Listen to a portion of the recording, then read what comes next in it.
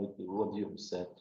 And I'd like to introduce the last but not the least, our speaker, Father Dr. Alexander Laschuk, is Executive Director of the Metropolitan and the Sheptytsky Institute, and also Juridical Vicar of the Toronto Regional Tribunal. His topic is Eastern Faithful Latin Territories. Please, Father, the floor is yours.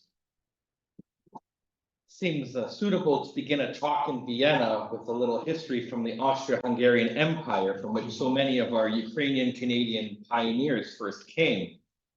And so while we know the very first Ukrainian immigrants to Canada came already before Confederation, they were mercenaries fighting with the French who came to fight with the British in the War of 1812. The first major wave of Ukrainian immigrants comes from Austria-Hungary to Western Canada, beginning in the year 1891. Ukrainians become a founding nation of Canada, where they settle the West with the skills necessary to till the harsh landscape and survive the winters. And the Canadian government gave these pioneers free land in return. Approximately 2/3 of the Ukrainians that came to Canada at the end of the 19th century were Greek Catholics, the remaining third being Orthodox. And when they arrived in Canada, they were immediately under the jurisdiction of the local Latin bishops, who at the time were almost exclusively Francophone. While Latin clergy did their best to work amongst these faithful, Russian Orthodox missionaries had much more success. And around the same time, an independent Ukrainian church was established, founded by the Presbyterian Church of Canada. So by 1916, about 25 years after the first immigrants arrived, the Russian Orthodox mission in Canada had 100 parishes. In 1911, the independent Ukrainian church claimed 40 parishes. It was in these early years that the Latin hierarchy of Canada, that was overwhelmingly French at this time, began greatly concerned with this number of people in the language of the time that were defecting from the Catholic Church, entering into schism or heresy.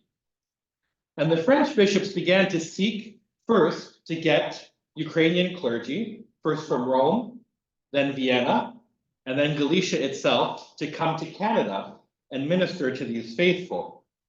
The problem was they wanted celibate clergy, and there were only so many to go around. The bishops also decided to invite Metropolitan Andrei Sheptytsky to come to Canada in the year 1900. And despite the invitation of the local bishops, as well as the papal representative, permission was denied by the Sacred Congregation for the Propagation of the Faith. Sheptytsky sent a priest as a result, Vasil Zholdak, in 1901, who was sent again in 1902 as the delegate of Pope Leo XIII.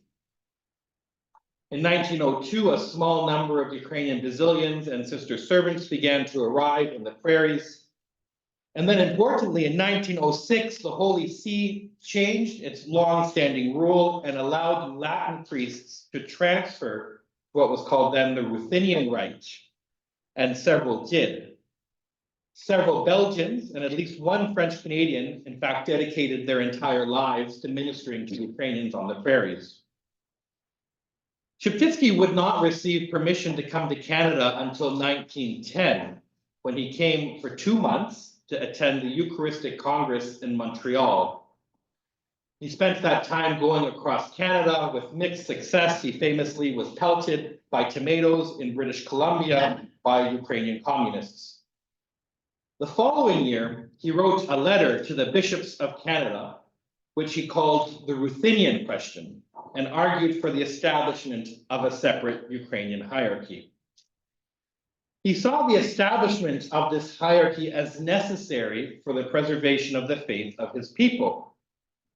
Sheptytsky most feared not Latin Catholics or even the Orthodox, but Protestants, because they controlled educational institutions and publishing houses.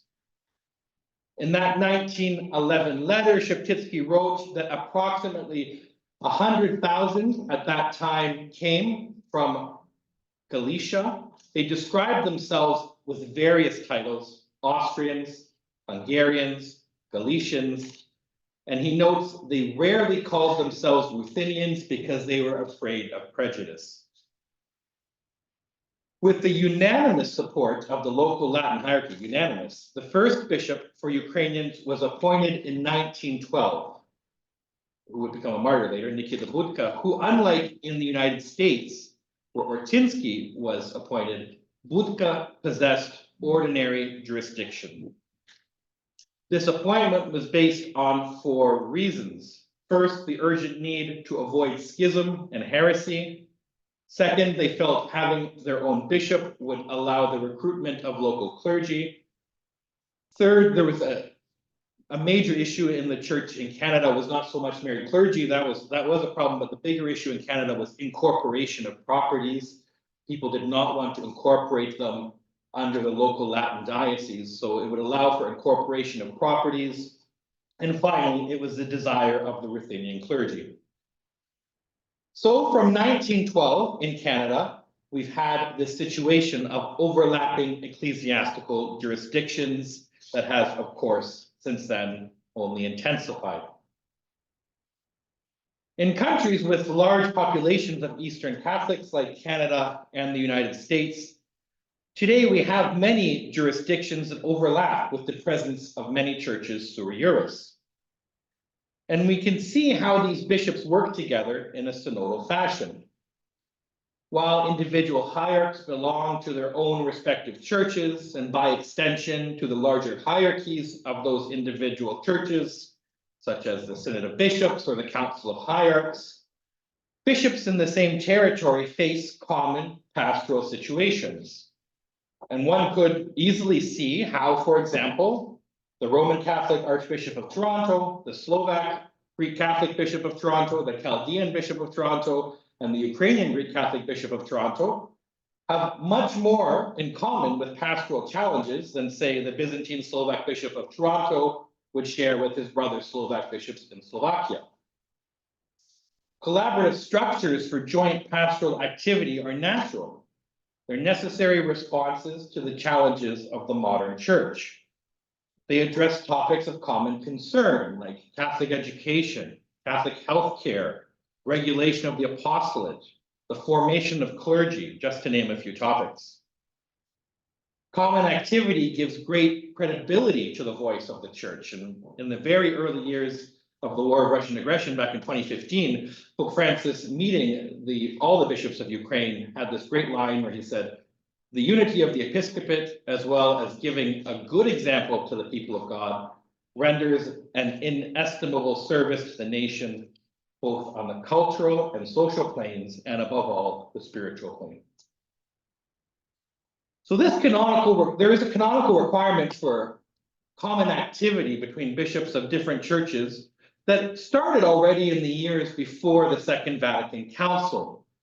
In the 1957 Motu Proprio Cleri Sanctitati, cooperation between churches was recommended. We read there in Canon 4, hierarchs who are exercising jurisdiction over a common territory are to promote, by joint agreement, unity of action among the clerics of different rites, and unite their efforts to support common works, to advance more readily the good of religion, and observe discipline of the clergy more effectively. Cleri Sanctitati did not provide direction on how this unity of action is to occur, but says it should occur. And Canon 340 of the same Motu Proprio, in fact, admits the possibility of establishing canonical gatherings for hierarchs of different churches. We read, "The bishops and other hierarchs of different rites can gather a synod after having obtained the permission of the Bishop of Rome, who defines the place where the synod gathers, appoints his legate, charged with its convocation, and presides at it." Cleri Sanctitati offered no indication whether this was a stable or temporary assembly, but this basic structure would be more formally developed in the Eastern Codes, Canon 322, where we have the assembly of hierarchs of several churches sui juris. Single canon, that is its own title in the Eastern Code. This was continued during the anti-preparatory commission of the Second Vatican Council, where several council fathers raised the topic of the need for inter-ecclesial assemblies. So, for example, Cardinal Gracias of Bombay proposed the Holy See should establish a manner by which tensions between different churches could be minimized. He proposed the papal legate could mediate between bishops. Other bishops made similar proposals, saying that there was a need to coordinate pastoral activity between churches in a given area. We have to remember before the council, this was a big problem in some territories. For example, in the first years of the Second Vatican Council, there were 7 bishops of Cairo, okay, like 7 different jurisdictions in the city of Cairo. These proposals were based upon previous experiences. Already in the 1940s, we had inter-ecclesial assemblies in Damascus. The Eastern Catholic hierarchies of Egypt also met. And the Egyptian gatherings were very interesting because they also included non-Catholic Eastern hierarchs. They're unique in that way. The Second Vatican Council reflects these proposals and emphasized the need for inter-ecclesial activity. And Melkite Patriarch Maximus IV spoke about this at the council itself. He says, despite the multiplicity of jurisdiction, the united action of the church must be safeguarded by interritual synods. This forms episcopal collegiality that is necessary, since if for the good of the faithful, many hierarchs have jurisdiction in the same territory, they should take in common, collegially, the opportune decisions to unite the action of the church. He specifically lists that they should work together, avoiding separating forces in schools, the press, television, charitable works, Catholic action, pastoral activity, catechism, and preaching. These proposals become reflected in the decree of the Eastern Catholic Churches, Orientalium Ecclesiarum, which specifically says ordinaries of various individual churches exercising jurisdiction in the same territory should take care to further unity of action, taking counsel among themselves in periodic meetings. They should take care to help common activities to further the cause of religion and safeguard the role and life of the clergy. Christus Dominus also makes mention of this, that they should have, for the good of religion, take into account the common good of the territory and exchange views in interritual meetings. When the Latin Code was being revised in the end of the 1970s and beginning of the 1980s, there was in fact an inter-ecclesial gathering that was originally contained in the text prepared by the Cetus de Lege Ecclesiae Fundamentali. The Cetus had input from both the Latin and Eastern working groups and had in Canon 78, paragraph 2 of the Lex Ecclesiae Fundamentalis, this idea of an interritual assembly. But when that entire portion of the Latin Code was not promulgated, the norm was discarded. The Latin Church does allow inter-ecclesial collaboration, however, in the structure of the Conference of Bishops. In Canon 450, paragraph 1, conferences of bishops have the possibility of inviting ordinaries of what they call another rite. And certainly in the West, this is very common. In the Eastern Code, we see there are many explicit collaborative opportunities that are requirements of law. For example, patriarchs and other bishops have to promote a unity of action with other churches in the same territory. The Council of Hierarchs can invite bishops of another church sui juris. A bishop who has the care of another church sui juris has to foster that relationship. Bishops are able to have an inter-ecclesial catechetical commission. Eparchial bishops are to establish common norms with other churches on topics like general absolution and geriment impediments. Sorry, I just lost my section there. General absolution, geriment impediments, prenuptial investigations, setting of taxes, stipends, and stole fees. We wouldn't want liturgy intention to be $20 here and $50 over there. The code says we should avoid that. When individual churches establish a commission of experts on ecumenical matters, they again are to consult other churches in the territory. And then other levels of collaboration are encouraged, for example, a common program of priestly formation. We can read about this also in the Latin Code of Canon Law, which has these required moments of collaboration. For example, a Latin bishop who has other faithful present committed to his care has the requirement of providing spiritual care for them. He can do this by appointing a priest, such as the chaplain, or maybe even a pastor if there are enough, establishing a parish, or he can appoint an episcopal vicar. A bishop can appoint personal parishes for the faithful of a particular liturgical tradition, who are then able to worship God according to their own right. That, of course, being one of the rights of the Christian faithful. The bishop, when he does this, is to coordinate pastoral care with the proper patriarchs. So if we appoint a Coptic parish in Toronto, we should talk to the Coptic patriarch. Those members of the Christian faithful who have frequent interactions with other churches, sua juris, are required by canon law to learn about that right and its practice. And this too is an expression of synodality. We read in the recent document, synodality involves gathering at all levels of the church for mutual listening, dialogue, and communal discernment. So if we look, we can find different models for supporting Eastern Catholics in what I call the so-called diaspora. One of these is to establish eparchies as often as possible, and certainly we've done this in history.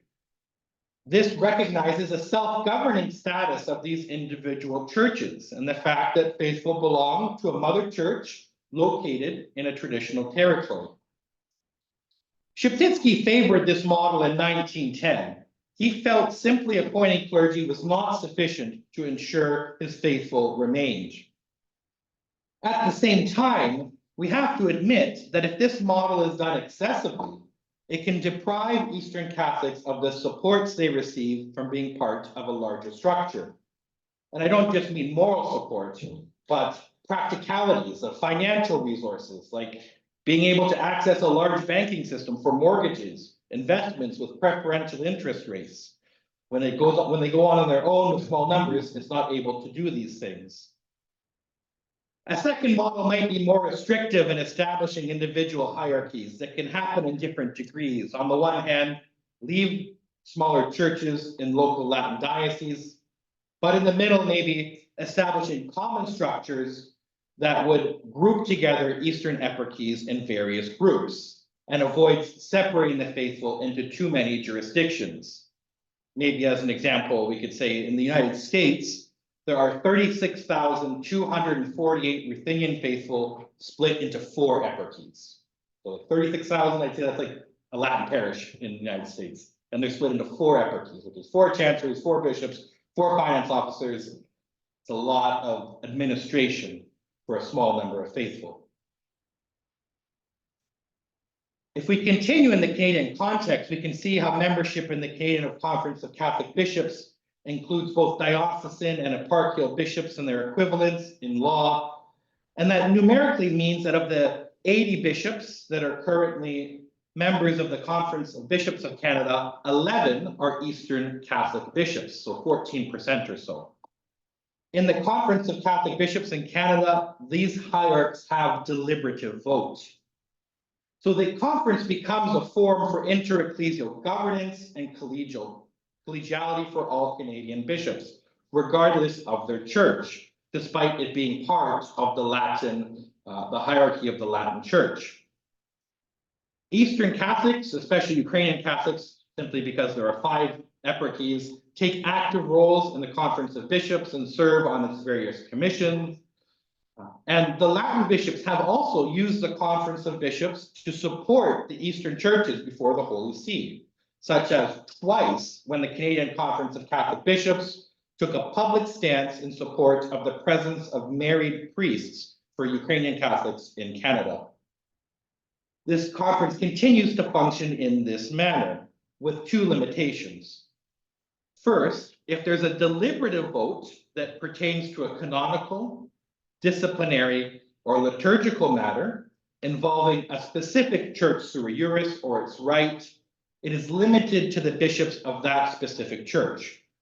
So for example, when we need to approve a new translation of the Roman Missal, the Eastern bishops don't vote on that topic, which makes sense.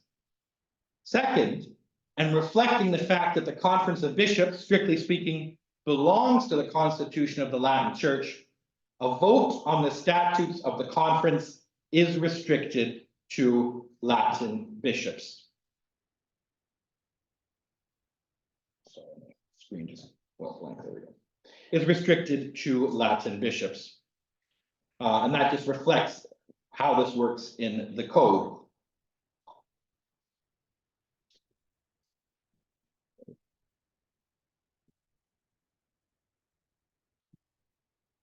Eastern Catholics are also not able to serve as president or vice president of the Conference of Bishops, and that has been restricted, I believe, by the Holy See, not by the conference itself. These are adaptations to the response of the 2001 call of John Paul II to bishops to develop structures that serve to ensure and safeguard communion. So if we go from that kind of foundational plane to the practical plane, we can say we need to keep the lights on in the church. That's why people like canon law. It keeps the bills paid. And there is a simple reality that our priests, especially married priests, need to pay the bills.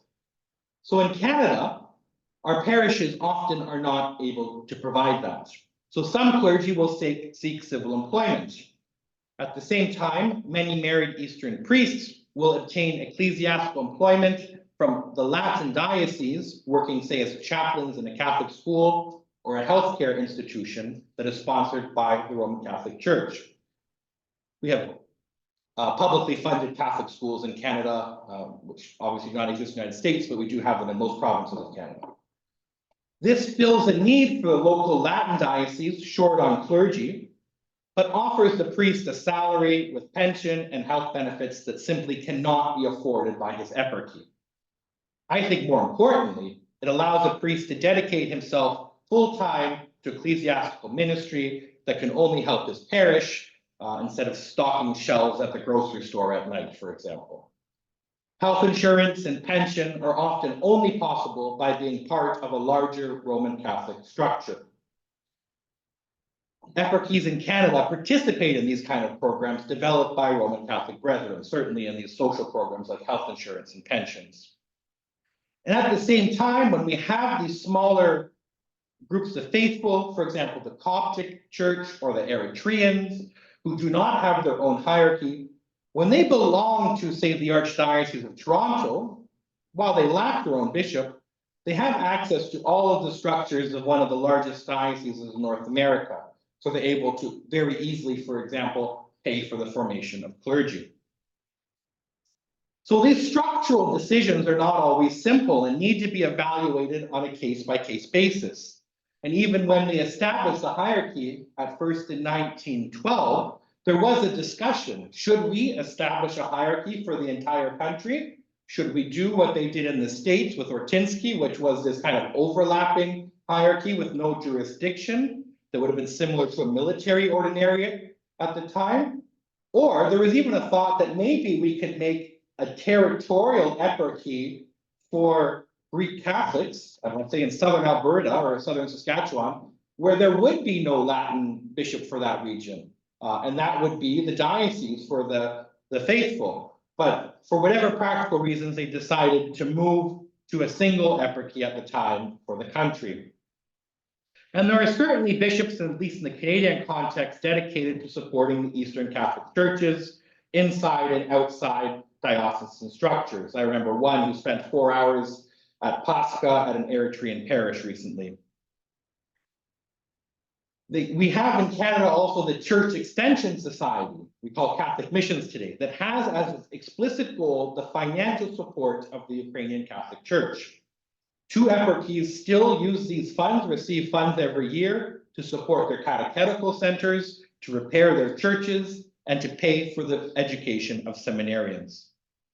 We have 4 Byzantine Catholic schools in Toronto, and there are others in Western Canada that are part of the local Catholic school boards, sponsored by the Latin Church and entirely funded by the government. So a prudent decision always has to be made to balance establishing an eparchy for 5,000 faithful or leaving them together. So why does all of this matter? Why is, even in the Eastern Code, having someone transfer ascription is a crime, it's a delicage. We should not underestimate the assimilation factor facing Eastern Catholic churches. In 1911, Szeptycki talks about around 100,000 who came from Austria-Hungary to Canada. In 1949, the Archeparchy of Winnipeg had 107,355 Ukrainian Catholics. 107,000. In 2002, the number was 3,000. Slovak Greek Catholics in Toronto, 1990, 30,000, 21 parishes. 2022, 3,804 parishes. Ukrainian Eparchy of Edmonton, 1950, 310,420 Greek Catholics. 2021, 5,012. This is not unique to Canada. In the United States, 1950, Philadelphia, 302,775. 2021, 12,000. The Ruthenian Archeparchy of Pittsburgh in 1949, 299,305. 2022, 19,320. The Maronite Eparchy of Brooklyn, 1976, 152,000. 2022, 24,775, in really a generation. So when we look at these implosions, when we see that some churches like the Chaldean Church or the Syriac Church that Dr. Szabo talked about are coming in significant numbers to North America and have been greatly reduced in their homeland, if we're not able to do better, assimilation of these faithful fleeing to the West will simply result in the end of these churches. I looked up today, also just out of curiosity, we had, since the War of Russian Aggression's expansion in 2022, in Canada, we had the Canada-Ukraine authorization for emergency travel. 1.2 million Ukrainians applied to travel to Canada, and 962,612 were approved. It's a lot. So I know in our eparchy of Toronto in Eastern Canada, many of these Ukrainians come to Toronto. They can't afford to stay in Toronto. It's very expensive. They move to Nova Scotia, New Brunswick, where it's much less expensive, but we don't have clergy. So we have to fly them out. And travel in Canada is extremely expensive. It's cheaper to fly to Vienna than up to Vancouver. It's kind of crazy that way. Canada is a very big country. But that travel, it costs us about $1,500 Canadian to send a priest who sleeps in the Latin rectory there and back to say Sunday liturgy, is subsidized by the Roman Catholic Office of Refugees of the Archdiocese of Toronto.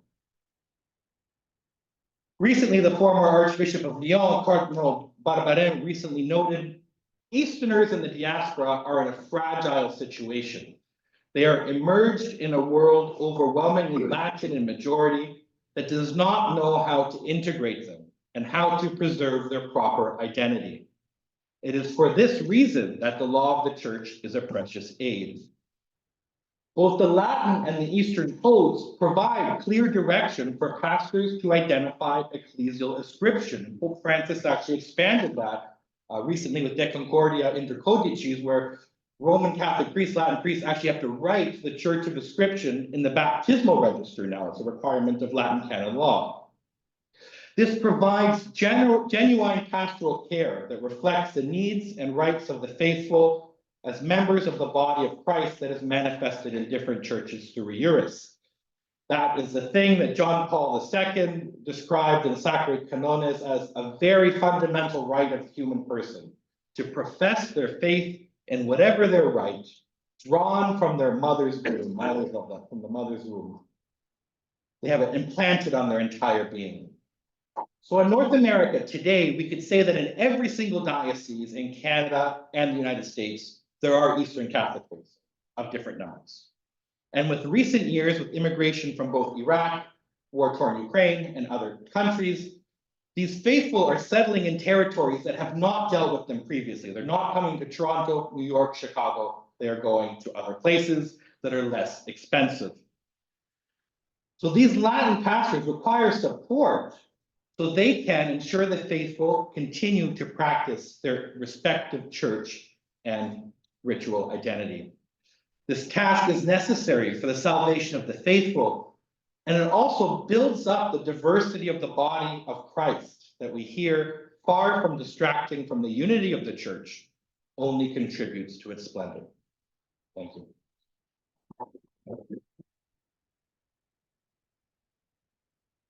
Our world's becoming more and more global village when the cultures, histories, peoples, languages are mixed now.